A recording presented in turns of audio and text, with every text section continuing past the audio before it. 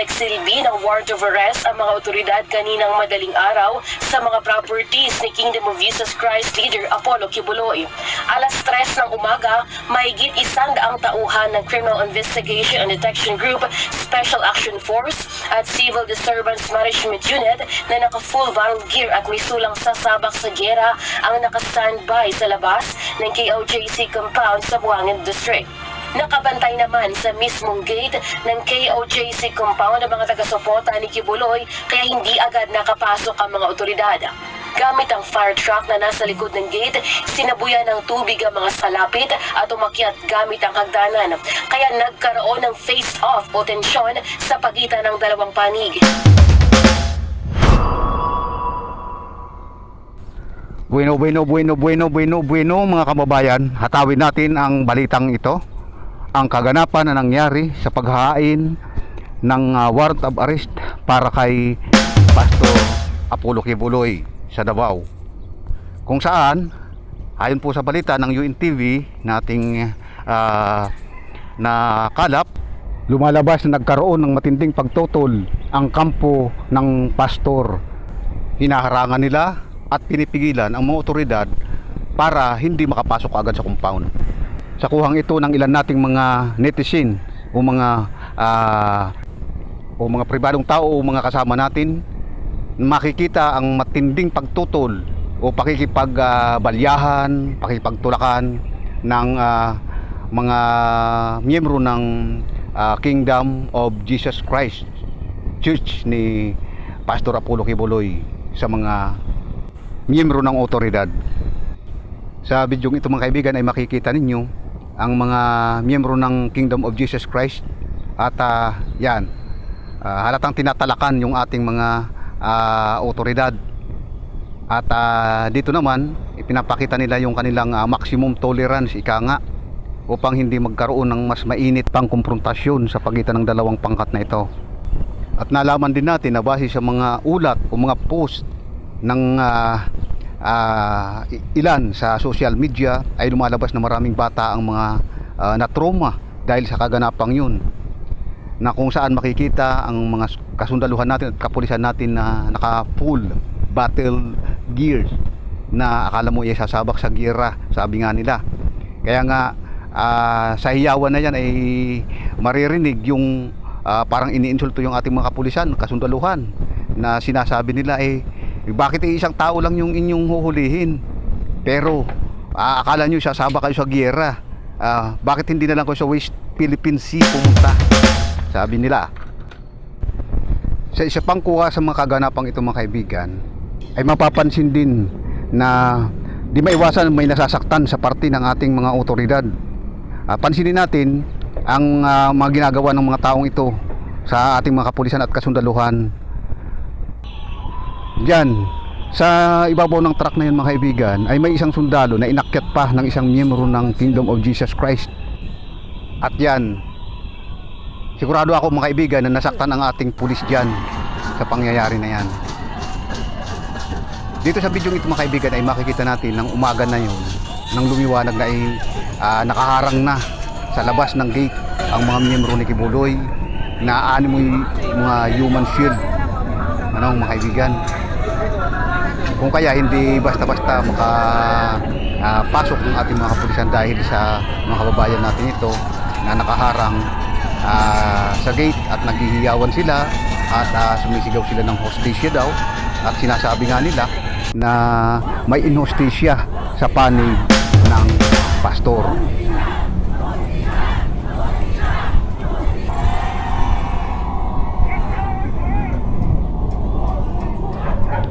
Sa likod ng mga kaganapang ito mga kaibigan, alamin natin kung ano ang pulot dulo ng mga kaguluhang ito. Nagsimula ang lahat ng ito ng mga kaibigan nang may lumutang na mga nagrereklamo laban sa pastor ng Kingdom of Jesus Christ, na kung saan sinasabi nilang sila ay ginahasa, ang iba ay naagrabyado, at kung ano-ano pang mga paratang na ibinabato sa pastor. Sabi ng pastor ay wala namang katotohanan. Pinagsamantalahan ako ni Pastor Kibuloy bilang minor de edad na pinaniwala nila ako na hindi dapat questionin ang pagsasamantala niya dahil mali na questionin ng ama. Namulat po ako sa KJC Ministry dahil sa aking ama na masugid na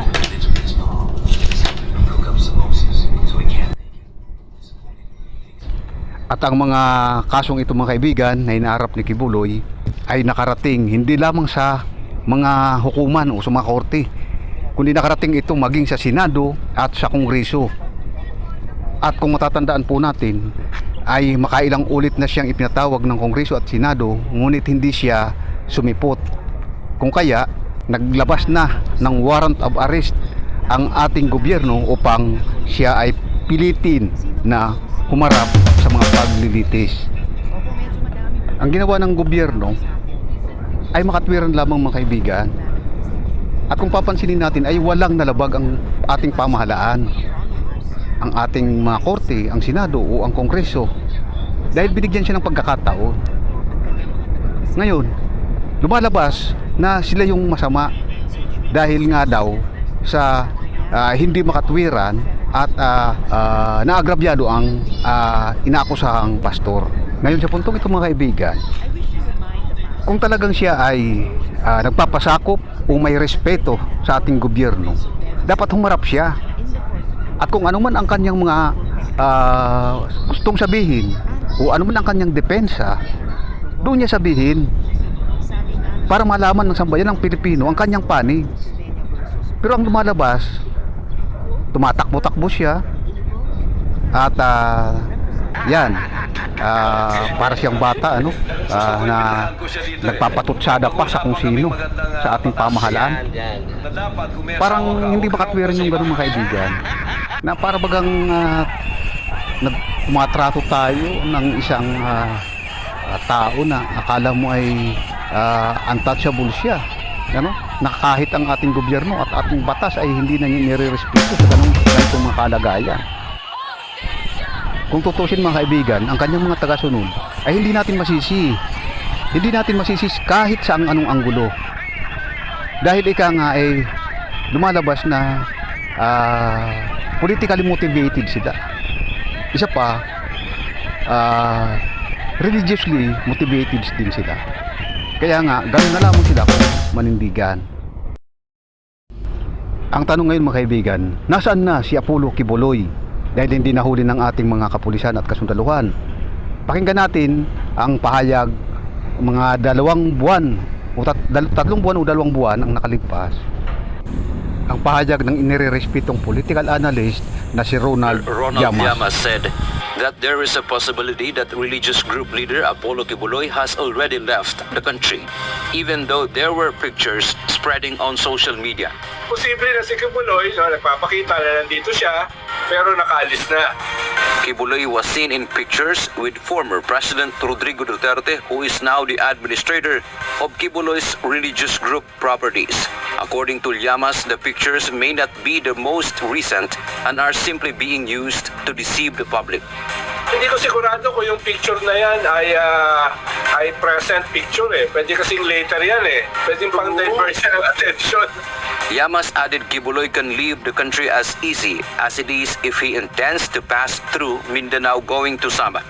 Kahit sabihin ng Bureau of Immigration na mga hold departure order, kung galing ka sa Mindanao, madaling tumakas, madaling lumabas ng bansa.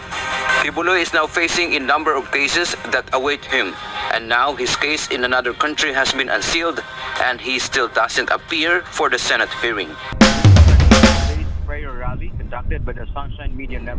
Bakit kaya ganun na lang mga kaibigan, katigas ang mga taga-suporta ni Kibuloy at itong mismong si Kibuloy? Ngayon, pansinin natin sa susunod na balita. Dito mga kaibigan, ipinapakita ng dating Pangulong Duterte na suportado niya ang anumang sabihin natin ipinaglalaban ng pastor na si Kibuloy. Kung kaya, ganun na lamang katigas ang kanyang mga taga-suporta. Kaya masasabing isa yan sa mga dahilan kung bakit ganun na lamang kung ipagtanggol ng mga tagasunod o miyembro ng Kingdom of Jesus Christ ang kanilang pastor na si Kibuloy. To show support to Kibuloy. Meanwhile, former President Duterte urged the public to be vigilant, especially that the Marcos administration is allegedly now trying to amend the Constitution. Duterte said the current regime's main objective is to extend their term through charter change. He also emphasized that if any provision of the Constitution will be touched, the whole Constitution itself is now open for amendment. Nagtulong sa ulo talaga. Gusto pahabain. Sila lang naman yan yung gustong mapahabain ang termino nila. Wag na wag na wag. Tinutukoy po niya dito ang Pangulong Bongbong Marcos. Hindi naman po ninyo dito mga kaibigan ang sinabi ng dating spokesperson ng dating Pangulong Duterte na si Harry Roque noong mga nakaraan na inilabas ng GMA 1 Mindanao. Suspendihin na raw po ang Mayor Baste Duterte at i-issue ang suspension order matapos ang araw na ito. Nasabi ko kanina mga kaibigan sa Davao na ang mga tagasunod ni Pastor Kibuloy ay mga politically motivated na rin yan. PRRD at siyempre dahil hinabol nila si VP Sara, Nakuha na ng kampo ni Kibuloy at ni dating Presidente Duterte ang simpatiya ng mga Davaoenyo, kung kaya ganun na lamang sila kahigpit manindigan sa kanilang mga ipinaglalaban at paniniwala, lalong-lalo na ang mga miyembro ng Kingdom of Jesus Christ. Sa isang pahayag naman noon ng pastor ay ipinakikita niya at ipinagdidiinan niya na walang sinuman ang may autoridad sa kanya sapagkat siya nga raw ang anak ng buhay na Diyos. Pag di kayo dumaan sa akin, hindi kayo pupunta sa langit. Ano ang didibati ko sa inyo? At sa bahaging ito naman mga kaibigan, mga religiously motivated na ang mga tao na sumusunod kay Kibuloy. Naging panatiko na sila dahil sa paniniwala nila na si Kibuloy nga daw ang anak ng Diyos. Ako may-ari ng sanlibutan ngayon. Magdidibati ako sa inyong mga kunghang kayo. Sino kayo? Kayo ang sumuko sa akin sapagkat panalo na ako sa tatay ninyo, si Lucifer, na siyang may-ari ng mga kamiluan ninyo. Iisipin mga kaibigan, kung ating iisipin at i-analyze ang mga pangyayari sa buhay ni Pastor Kibuloy, siya ngayon, bakit siya nagtatago? Di ba? Binibigyan siya ng karapatang ipahayag ang kanyang panig. Sa punto na sinasabi niyang siya ang anak ng tunay na Diyos, ay kung si Jesus noon walang elect ng hinuli, kusang loob siyang sumama papunta sa Sanhedrin upang doon ay ditisin, pero hindi siya tumutol. Wala siyang ginamit na tao. Nang hinuli si Jesus ay pinagtanggol pa siya ni Pedro. Humugot si Pedro ng kanyang tabak at tinaga ang isa sa mga sundalong humuhuli sa kanya, pero sinaway siya ni Jesus. Pero sa kaso ni Pastor Kibuloy, gumamit pa siya ng mga human shield. Mga kaibigan, ngayon isa pa, si Jesus nung siya ay pinaparatangan, mga kaibigan, nung panahon mabigat na paratang sa kanya, na inaangkin daw niyang siya ay anak ng Diyos. Mahigpit ang mga Hudyo noon eh. Pero kahit isang pananalita ay wala siyang binigkas. Basta ang sinabi lang niya, kayo ang may sabi noon. Di ba mga kaibigan? Nung tinanong siya ni Pilato, sinasabi mo raw na ikaw ang hari ng mga Hudyo.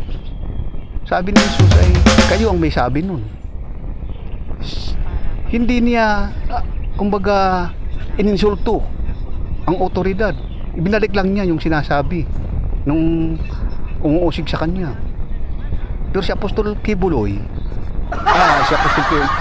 sorry mga kaibigan, si Pastor Kibuloy ay iniinsulto pa niya ang mga tao natin sa pamahalaan na may autoridad para questionin ang mga ibinabato sa kanyang kaso na dapat sana ay harapin niya. Gusto ko imbitahan ko siya dito eh.